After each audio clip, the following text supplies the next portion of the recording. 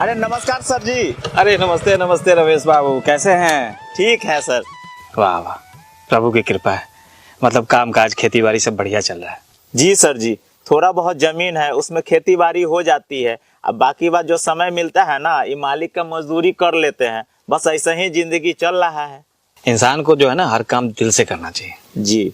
लेकिन बच्चा सबके पढ़ाई पे ध्यान नहीं दे रहे हैं आजकल आप। जी, स्कूल तो जाता ही है और ट्यूशनों लगा के रखे हैं। आता है स्कूल सब, लेकिन रेगुलर नहीं आता है। मतलब कि सरकारी विद्यालय जो है ना 250 दिन खुला रहता है साल में, लेकिन ज्यादातर बच्चा जो है ना 150 दिन आता है, और उसमें आपका भी बच्चा शामिल है। बेटा तो हमारा नालायक निकल गया, लेकिन बेटी तो। देखिए रमेश जी, बेटा और बेटी दोनों को पढ़ाना बहुत जरूरी होता है।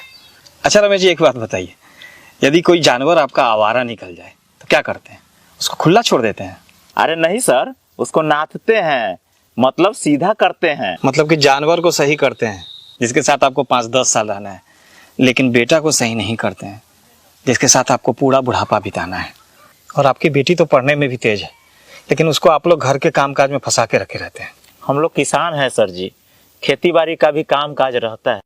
अरे उस काम में आप लोग बच्चों की मदद सुबह शाम या छुट्टी के दिन में भी तो ले सकते हैं, है कि नहीं? ये तो हो सकता है। और सबसे आश्चर्यजनक बात बताएं जी, आपके टोले में अगर किसी एक घर में शादी हो रही हो तो पूरे टोले के बच्चे 4-4 दिनों तक स्कूल नहीं आते हैं। क्या कह रहे हैं सर जी? लीजिए, आपको यह भी नहीं पता है कि आपके बच्चे कब स्कूल जाते हैं और कब नहीं जाते हैं। अच्छा ये बताइए, गेहूं के बीज को सिर्फ खेत में गाड़ दिया जाए तो फसल तो बहुत बम्पर होगी। नहीं सर जी, ये कैसे हो सकता है? गेहूं की खेती करने में पूरे 150 दिन लगते हैं। पहले बुआई करना होता है, फिर पटवन करना होता है, फिर खाद मारना होता है। पूरा सेवा करने के बाद फसल होती है। बच्चे भी पौधों की तरह ही होते हैं, सिर्फ स्कूल में एडमिशन करा देने से पढ़ाई नहीं कर लेते। आपको ये व्यवस्था करनी पड़ती है कि वो रेगुलर स्कूल जाएं, उनके पास किताबें हों, पोशाक हों, और वो घर पे भी सुबह शाम पढ़ाई करें, तब जाकर के उनकी पढ़ाई कंप्लीट होगी। नहीं तो आधे अधूरे तैयार फसलों की तरह उनकी पढ़ाई भी आधी अधूरी रह जाएगी। वो तो ठीक है सर जी, लेकिन हम सोचते हैं कि न रोज जाएगा तो कहियो कहियो चल जाएगा, यही कुछ सीख जाएगा। आप समझे नहीं रमेश जी। अच्छा ये बताइए कि यदि किसी बच्चे को पहले 1 से 20 तक का गिनती सिखाया जाए और फिर सीधा 80 से 90 का गिनती सिखाया जाए, या पहले 2-3 का पहाड़ा सिखा दिया जाए और फिर सीधा 17-18 का पहाड़ा सिखाया जाए, तब तो बच्चा गणित में पंडित हो जाएगा, है ना? ये कैसे होगा सर जी?